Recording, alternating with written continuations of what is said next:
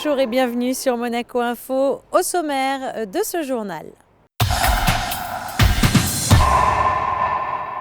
Retour sur la 4e édition des trophées du Club de l'Éco Monaco qui s'est tenue au Grimaldi Forum.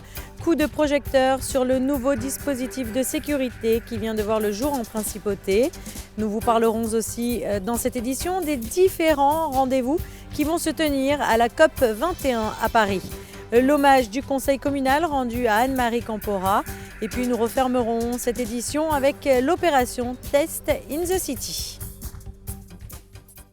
On ouvre ce journal en prenant la direction du Grimaldi Forum où la 4e édition des trophées du Club de l'Éco de Monaco s'est tenue en présence du souverain mardi soir, organisé par le Monaco Economic Board en partenariat avec le groupe Nice Matin. Cet événement a réuni près de 300 acteurs économiques monégasques.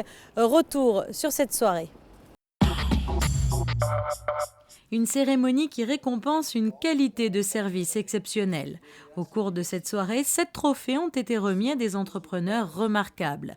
Tous sont à la tête de petites entreprises nées à Monaco, des entreprises petites certes par leur taille, mais néanmoins bien présentes à l'échelle internationale. À l'image de l'économie monégasque, les lauréats de cette édition 2015 des Trophées de l'Éco sont cosmopolites, innovants et rayonnent dans le monde entier.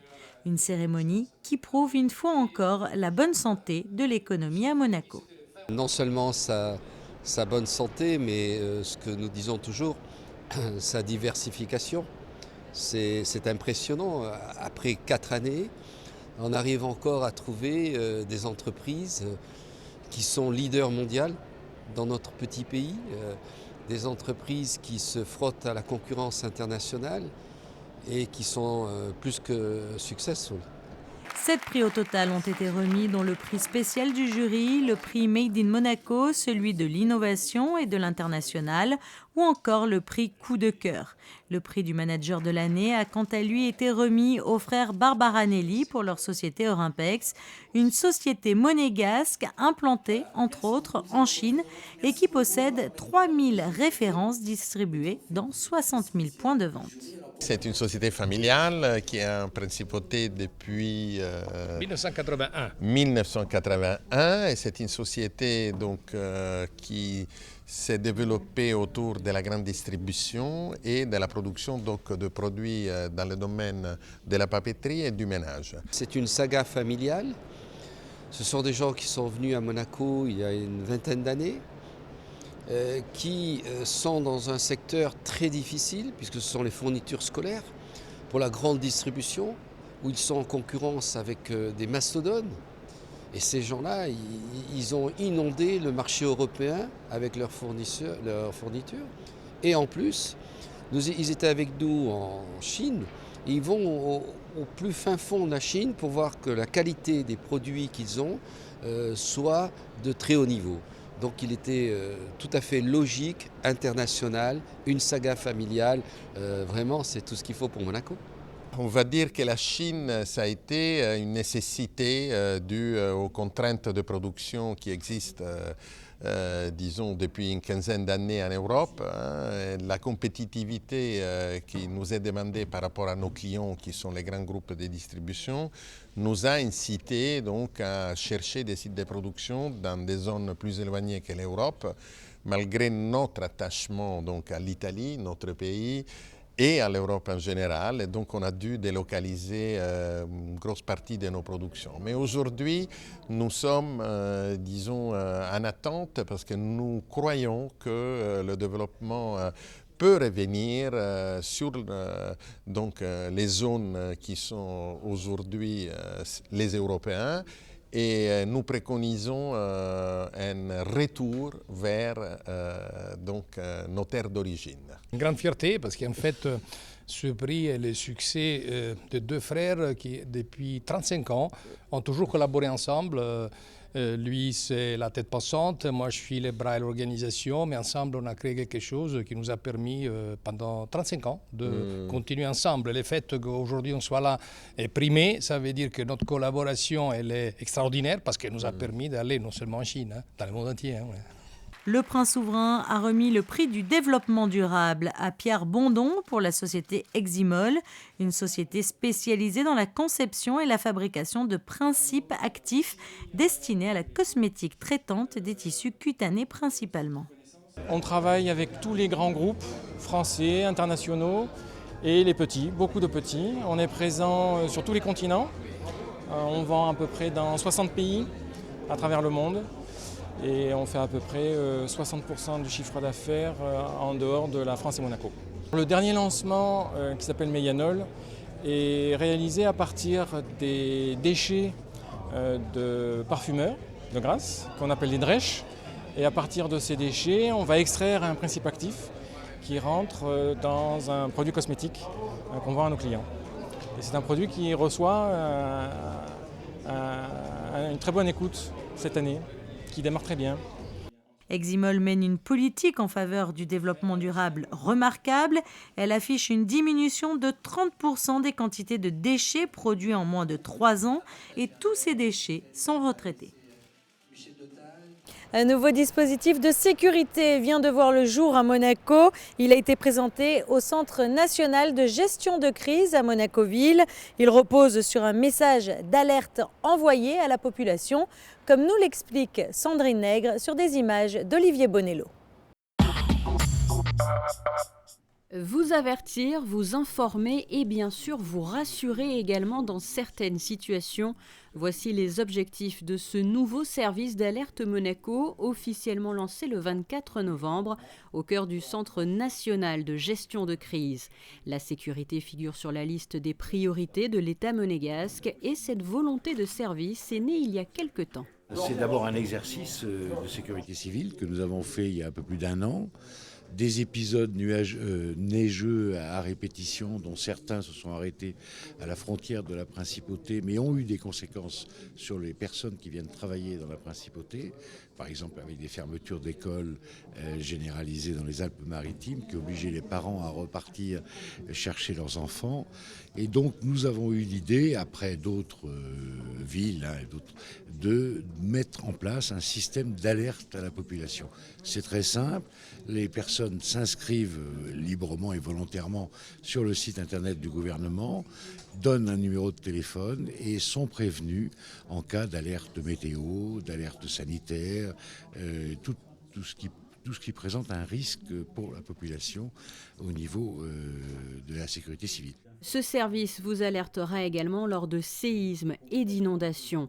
Il est bien sûr le fruit d'un travail de coordination entre plusieurs entités, ministères d'État, département de l'Intérieur, dont la Sûreté publique, corps des sapeurs-pompiers de Monaco, département des affaires sociales et de la santé également.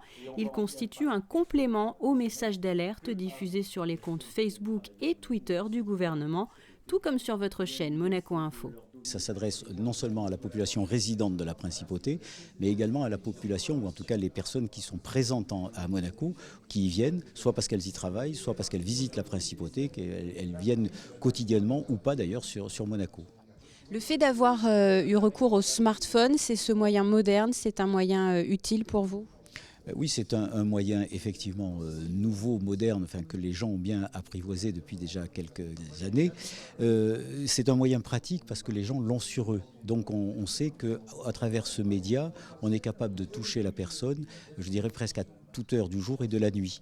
L'ordinateur, on n'est pas tous devant l'ordinateur en permanence. Le téléphone filaire, on n'y est pas tous à côté. Le smartphone, on a la possibilité de passer un message, que ce soit un SMS ou que ce soit un mail, puisque maintenant les smartphones ont la capacité de recevoir les mails, et donc de pouvoir donner une information relativement intéressante et de renvoyer sur une page internet où les gens peuvent aller chercher une information complémentaire.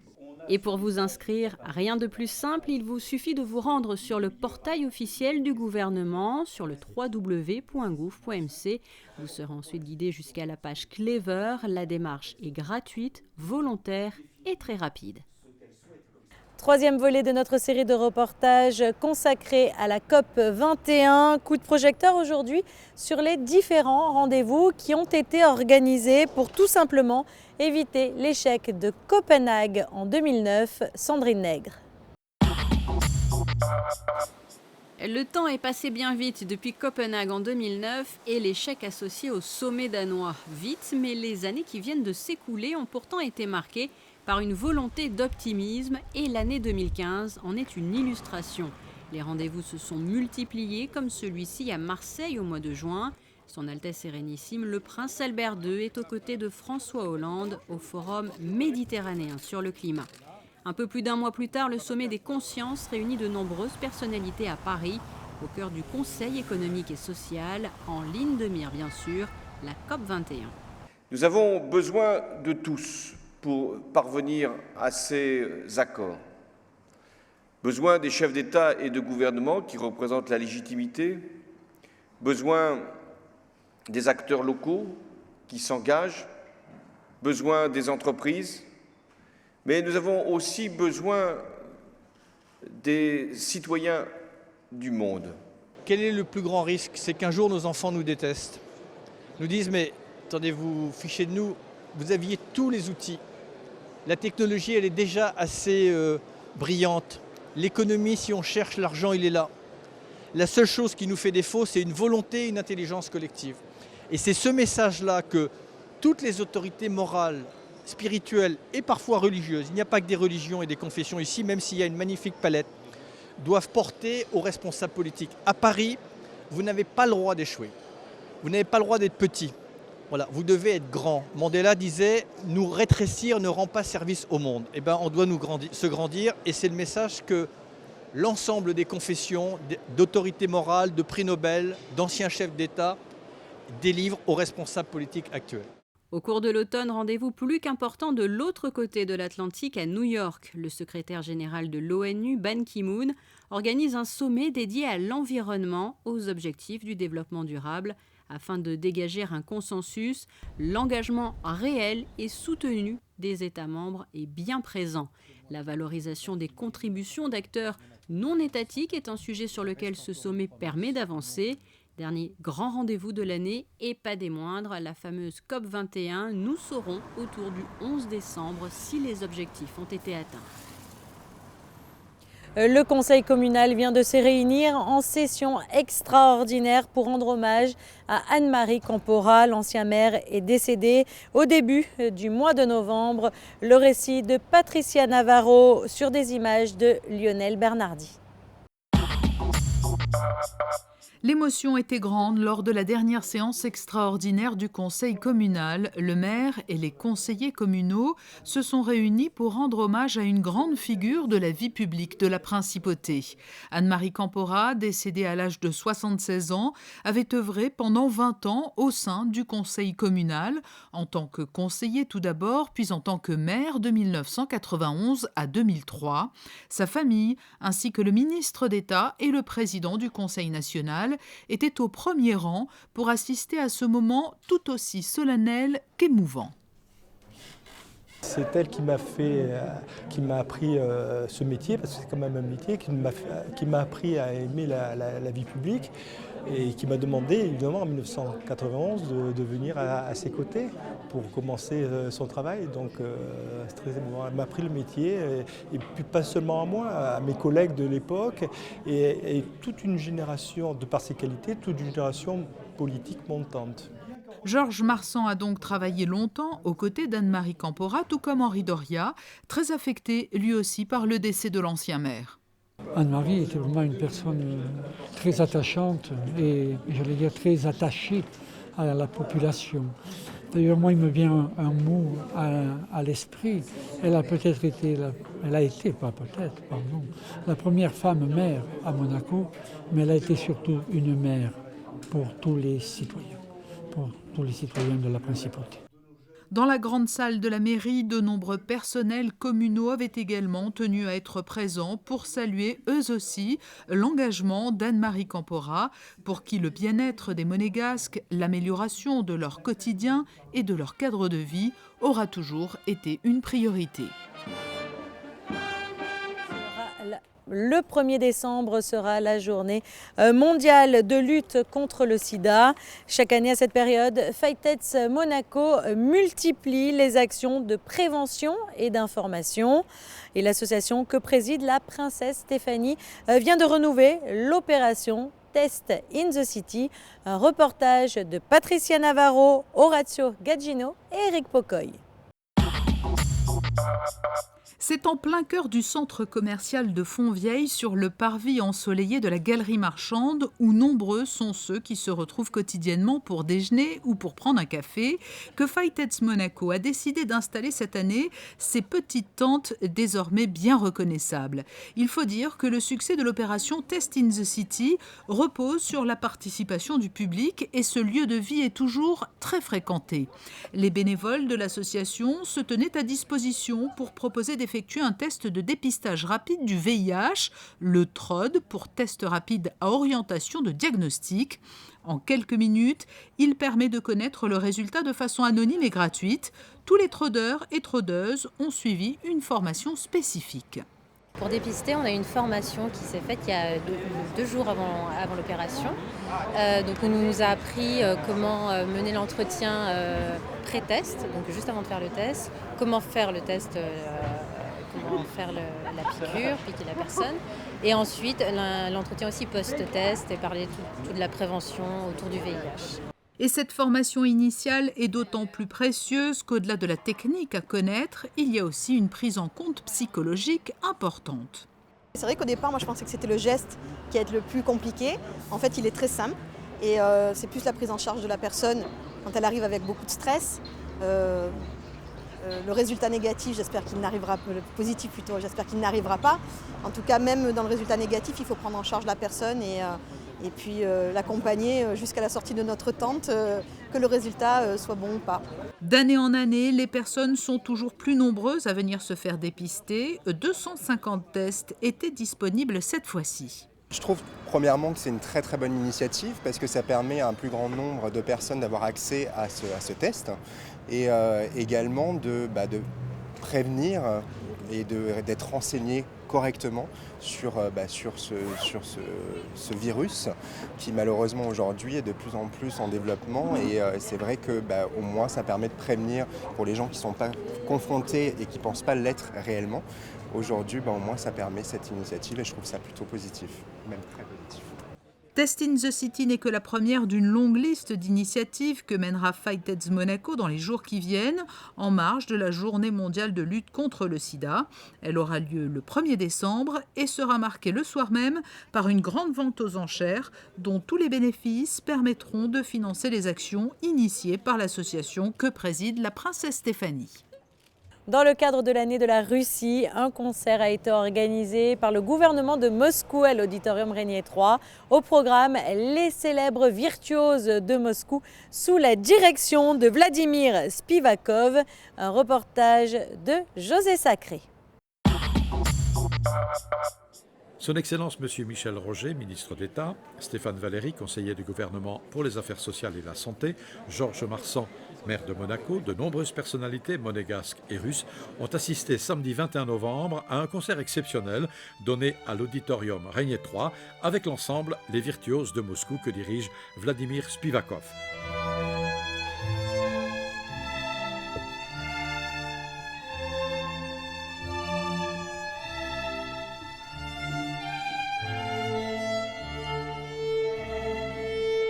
Vladimir Spivakov, violoniste virtuose, vainqueur des plus grands concours internationaux, a créé cet ensemble musical il y a 35 ans.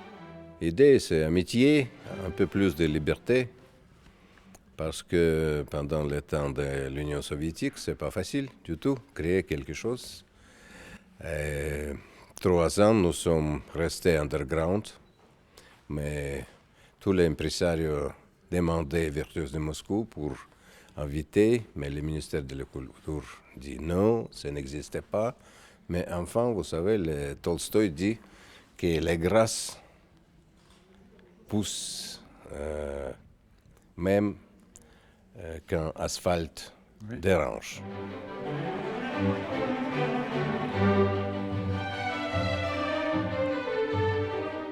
Les Virtuoses de Moscou, actuellement l'un des meilleurs ensembles de musique de chambre, donnent plus de 100 concerts chaque année dans le monde entier.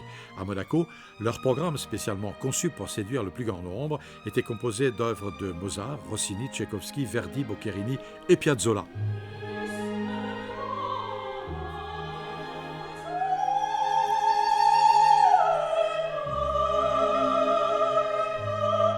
Avec la participation de solistes lauréats de concours internationaux, Alina Yarovaya, soprano du théâtre du Bolchoï, Alexei Nekliudov, ténor du Nouvel Opéra de Moscou.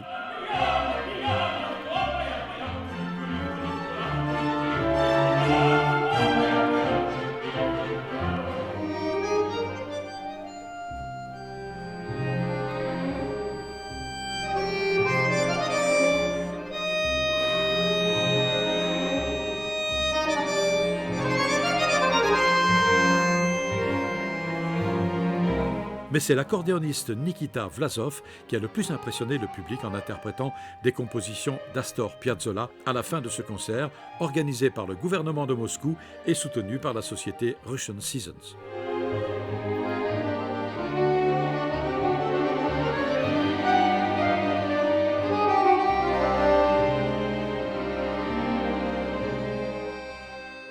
Et sinon, le gala du club alsacien a eu lieu au musée océanographique. Après avoir assisté au palmarès des trophées du Club de l'Écho, comme vous le voyez sur ces images, le prince Albert a rendu visite aux Alsaciens de Monaco, réunis à l'occasion de leur rassemblement annuel. Au menu, une choucroute princière confectionnée dans les règles de l'art par le chef Jean-Marc Keller. Société Générale Private Banking vous présente la météo. Passons à présent en revue la carte météorologique pour les jours à venir. Jeudi, la journée sera ensoleillée malgré quelques passages nuageux, des températures de saison oscillant entre 10 et 15 degrés. Vendredi, peu de changements avec un ciel toujours bien bleu et quelques nuages isolés. Des températures revues à la hausse puisque les maximales atteindront les 17 degrés. Le week-end sera quant à lui clément, beau temps donc pour samedi et dimanche, ce qui est plutôt agréable.